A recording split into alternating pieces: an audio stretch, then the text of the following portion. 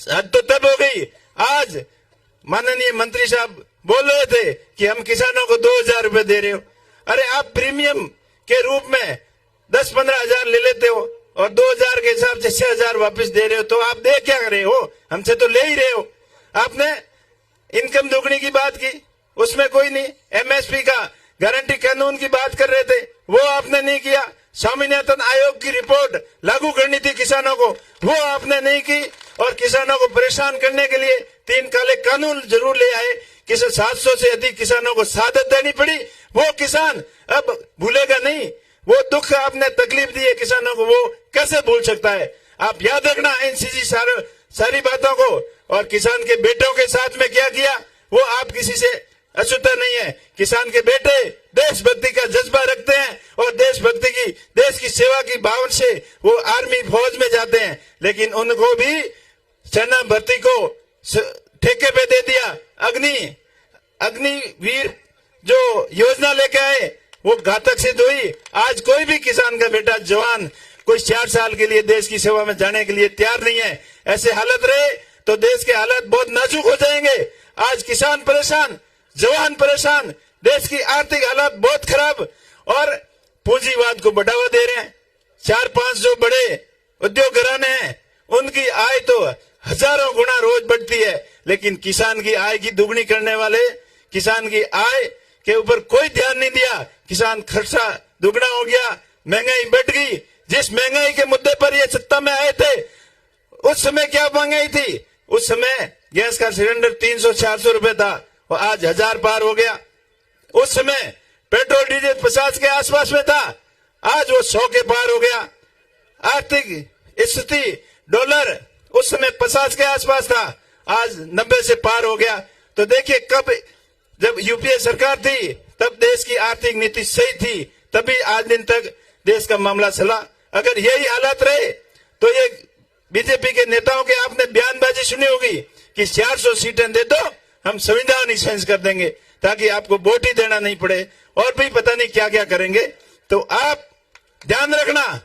और इन चीजों का स्पष्टीकरण मोदी जी को देना पड़ा बाड़मेर के अंदर कि बाबा साहब खुद भी आ जाएंगे तो हम सुविधा सहज नहीं करेंगे। तो अगर ऐसा नहीं करना है तो आपके नेता ऐसे बयान क्यों दे रहे हैं?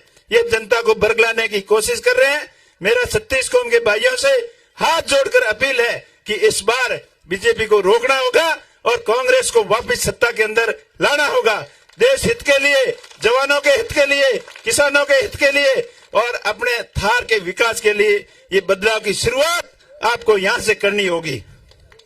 कुछ ताकतें जो अपने आप को देशभक्त बता रहे हैं, कुछ अपने आप को राष्ट्र हितैषी बता रहे हैं, और आज वो कहां खड़े हैं आपको पता है? जो बीजेपी की बी टीम के रूप में खड़े हैं।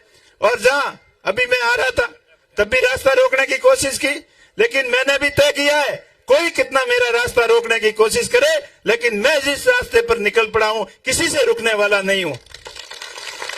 मैंने तय किया है आप लोगों के साथ में पिछले 5 साल से संघर्ष किया है। आपके हर एक दुख सुख में मैं आपके साथ में हाजिर खड़ा था, चाहे टिड्डी का मामला हो, चाहे कोरोना का मामला हो, चाहे बजरी का मामला हो, चाहे किसी पीड़ित के साथ, किसी शोषित दलित के साथ अन्याय हुआ हो, तो न्याय दिलाने के लिए आपका भाई हमेशा आगे की पंक्ति में खड़ा था और आगे भी आपके साथ में खड़ा मिलेगा। मैं आपका भाई, आपको भरोसा दिलाना हो कि 36 कौम के सभी भाइयों को साथ में लेके चलूंगा। जो ये छोटी मोटी हरकत कर रहे हैं नहीं, ये अपनी हरकत से बाज आए। ऐसा 10-20 लड़कों को भेजकर ये ऐसे नाटक करने की जरूरत नहीं है। आरएलपी कांग्रेस के सभी कार्यकर्ता संयमित है, अनुशासित है। अगर वो छेड़ गए ना तो आपका पता ही नहीं लगेगा आप कहां जाओगे। फिर भी मैं सभी भाइयों से अपील करता हूं, उन छोटे भाइयों से भी अपील कर रहा हूं, आप किसी के बहकावे में आकर ऐसा माहौल खराब नहीं करें। मैं फिर आपसे अपील करता हूं, चाहे विपक्ष वाले कितनी कोई घिनौनी हरकत कर दे, चाहे कुछ भी कर दे, आपको कितना भी छेड़ दे, लेकिन आप उन सभी चीजों का जवाब 26 तारीख को 1 नंबर के खटके पर बटन दबा के देना है। जितने आप बटन दबाओगे उतने उसके पेट में उनके घोंके लगेंगे, ये आप ध्यान रखना। आप बड़ी संख्या में पधारे, टाइम भी बहुत हो गया। आप सबको विशेष दोबारा अपील करता हूं कि आने वाली 26 तारीख को अपने भाई को आशीर्वाद देने के लिए और कांग्रेस पार्टी को मजबूत बनाने के लिए ज्यादा से ज्यादा कांग्रेस पार्टी के 1 नंबर बैलेट पर